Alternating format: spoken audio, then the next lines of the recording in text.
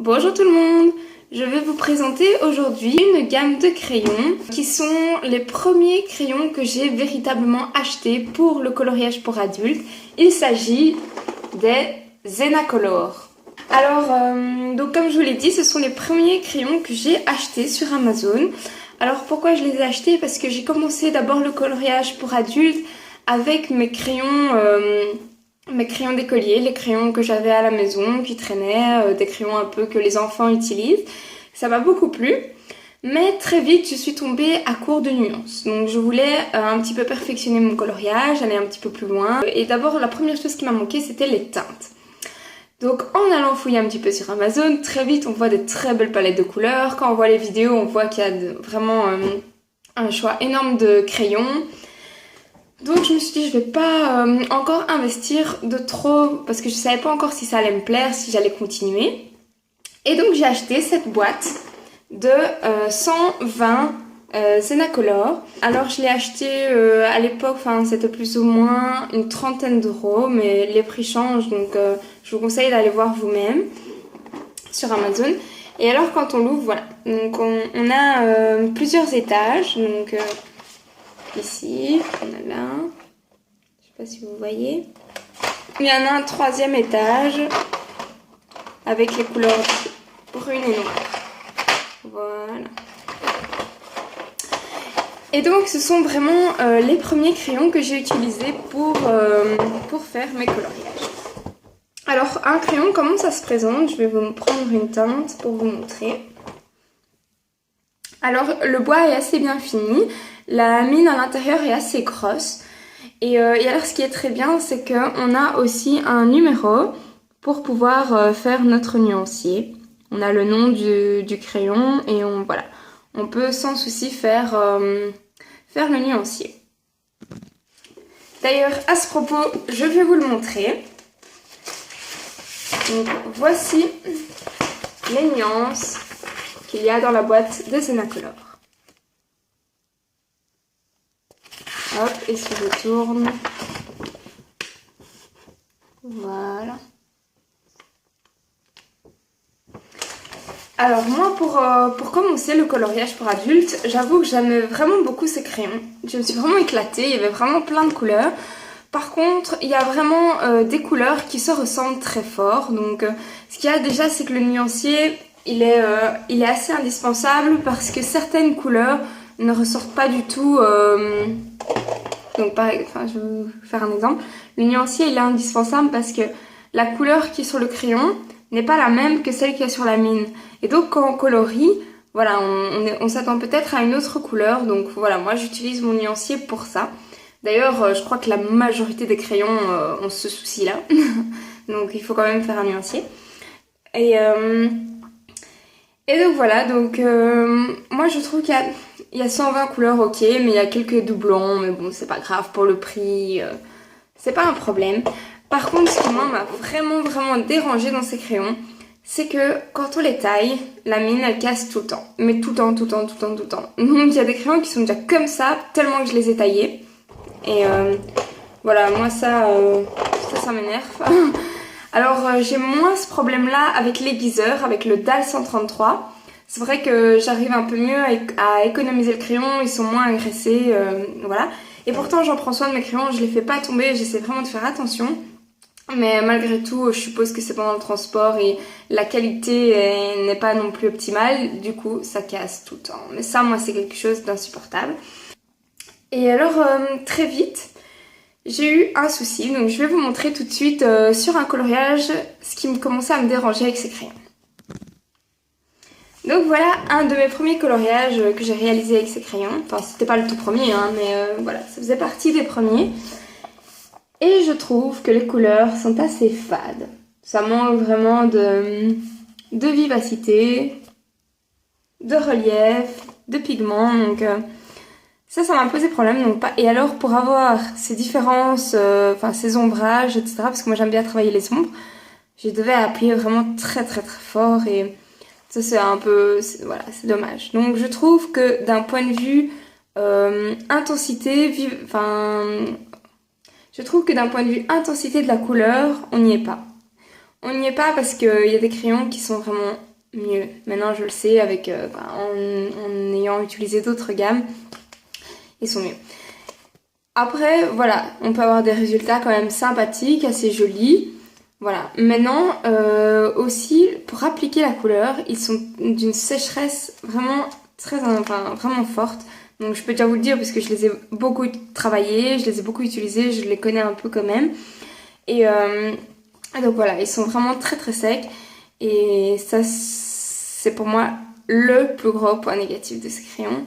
Et pour faire les coloriages, c'est vraiment handicapant. Du coup pour moi, ce ne sont pas des crayons que je vous conseille parce que je trouve que pour le prix, il y a moyen d'acheter des crayons qui sont de meilleure qualité pour le même prix plus ou moins. Je crois qu'il y a les Gangui, je sais pas si je les prononce bien, je les ai jamais testés, mais ils m'ont l'air vraiment beaucoup mieux que les Enacolor.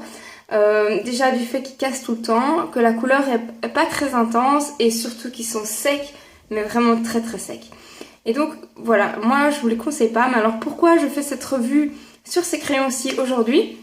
C'est parce que je trouve qu'il n'y a pas beaucoup de vidéos qui présentent ces crayons sur YouTube et que moi ça m'aurait aidé d'en trouver en fait. Donc je trouve que c'est important aussi de montrer des crayons qui sont un peu moyenne gamme, voire mauvaise gamme, selon moi, pour justement donner un avis et que vous puissiez justement voilà, en savoir un peu plus avant de les acheter. Maintenant, dans cette gamme de crayons, on a aussi, c'est ça qui est difficile aussi à travailler, c'est que pour la même marque de crayons, on a des crayons plus ou moins secs. Donc il y en a qui sont quand même extrêmement secs. Je vais vous montrer une perle tout à l'heure quand je vous montrerai sur mes mains.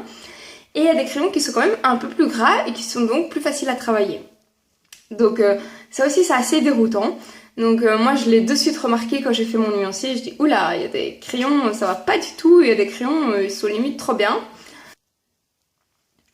Alors on a aussi deux couleurs métalliques, le doré et l'argenté. Clairement sur le papier ça donne rien, ça donne vraiment, ça donne du gris et un marronné quoi.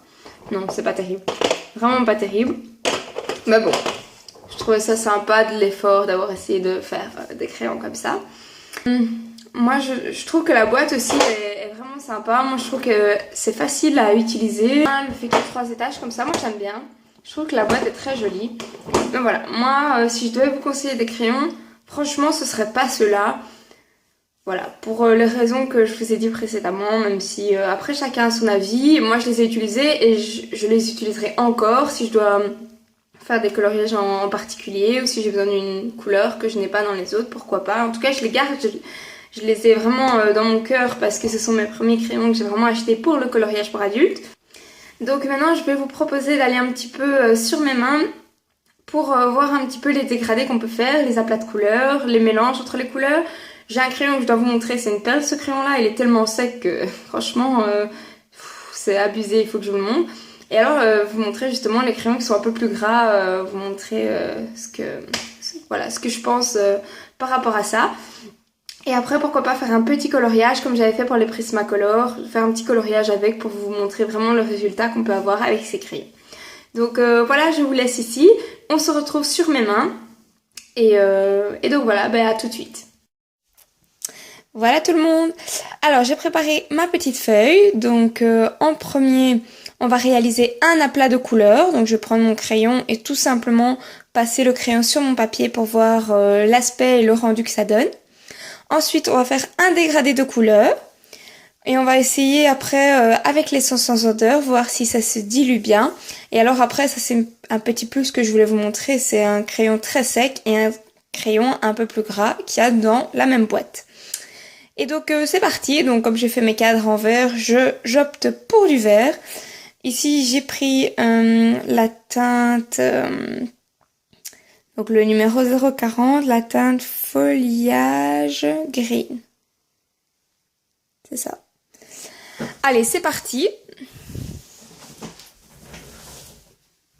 Pour faire un petit aplat.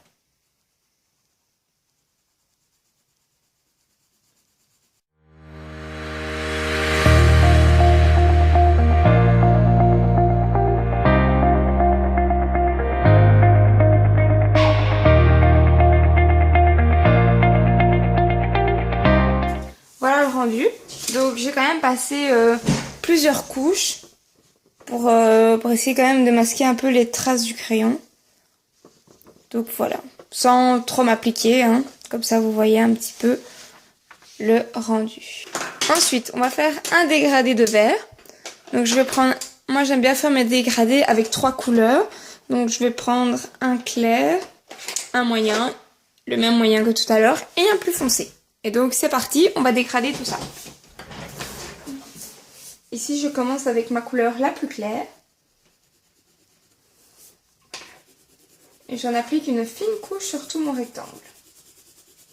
Sans me prendre la tête, sans trop appuyer, mais le problème c'est que si j'appuie pas avec ces crayons, on voit rien.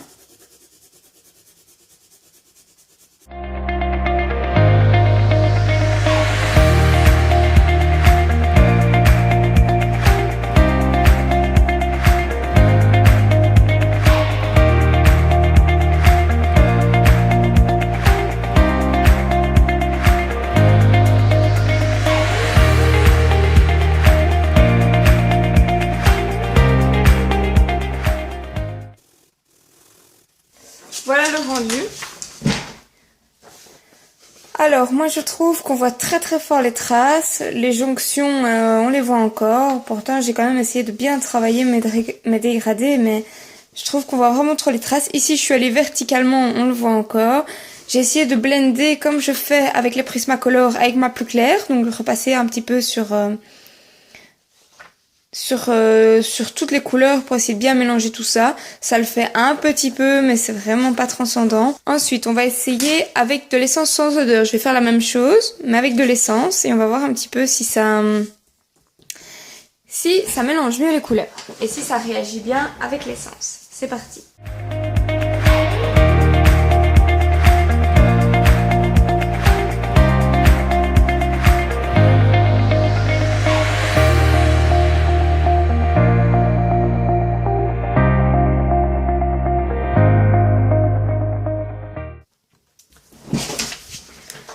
Donc voilà, sans essence.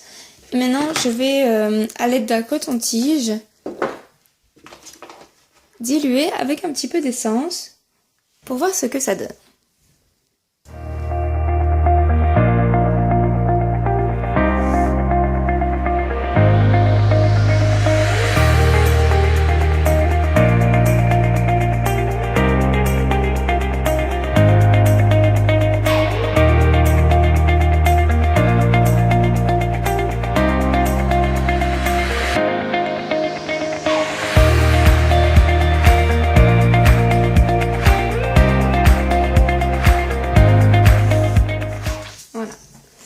Donc j'en ai mis un petit peu beaucoup, mais ça va s'évaporer hein, et on va pouvoir mieux voir après.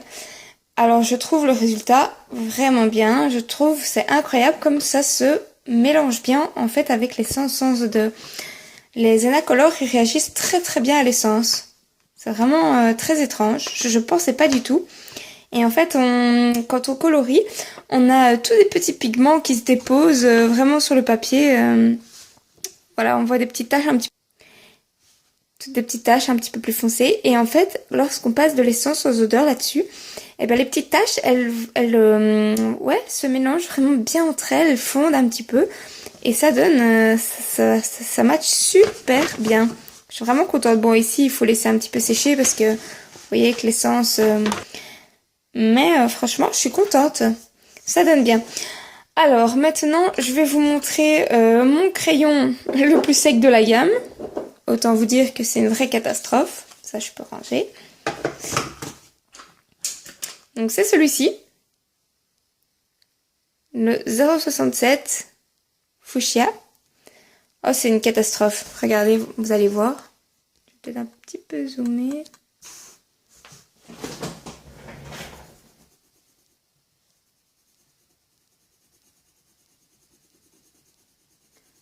Alors, il faut savoir que j'appuie comme une tarée, hein.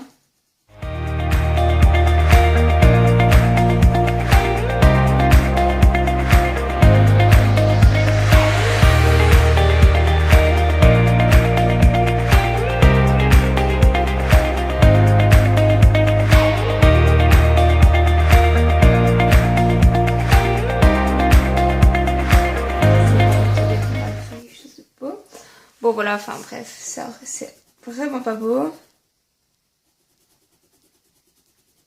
Il est tellement sec qu'on voit toutes les traces de crayon. Il est fade, il est vraiment, j'appuie fort, hein.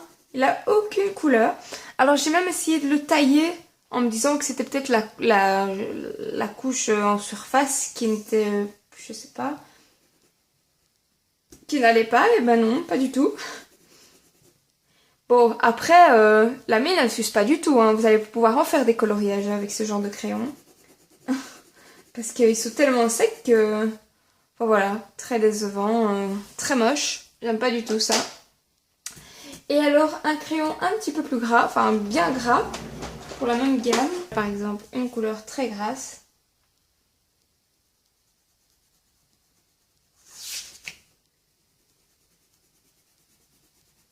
Là c'est dingue parce qu'on croirait colorier avec presque avec un Prismacolor quoi. Presque, je dis bien, parce que ils sont quand même pas aussi crémeux. Après, au niveau de l'intensité de la pigmentation, je trouve qu'on n'y est pas encore. Hein.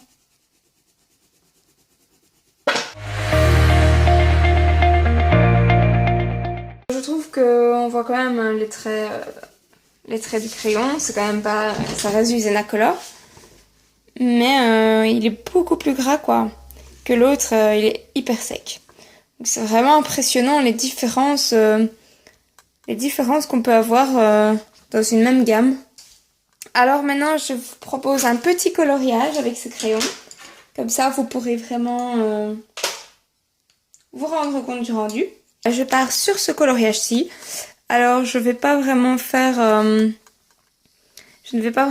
un coloriage comme je le ferais, c'est-à-dire en choisissant bien mes couleurs. Je vais aller un peu au hasard dans des couleurs un peu différentes pour vous montrer un petit peu les teintes.